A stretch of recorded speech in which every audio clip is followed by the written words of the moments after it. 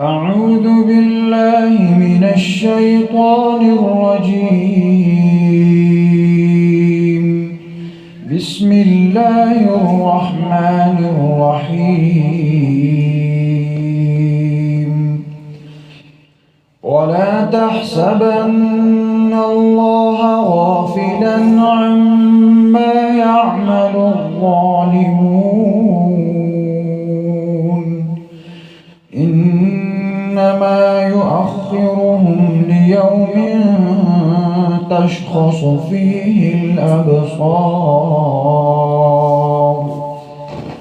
مهطعين مقنعي رؤوسهم لا يرتد إليهم طرفهم وأفئدتهم هواء.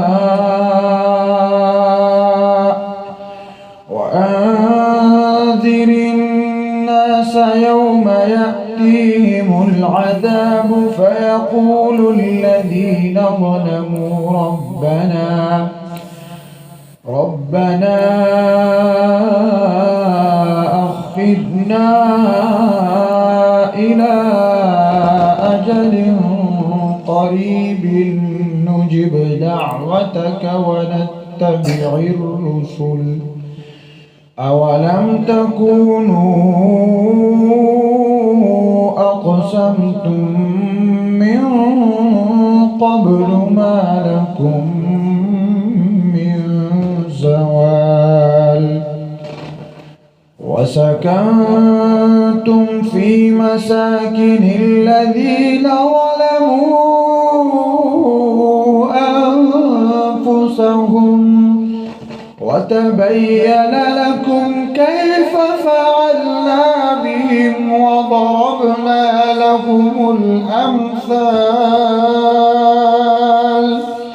وقد مكروا مكرهم وعند الله مكرهم، وإن كان مكرهم لتزول منه الجبال،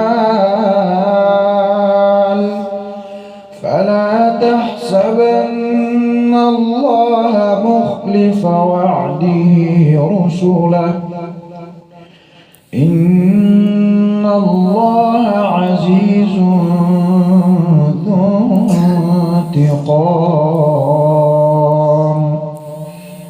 يوم تبدل الأرض غير الأرض والسماوات وبرزوا لله الواحد القهار،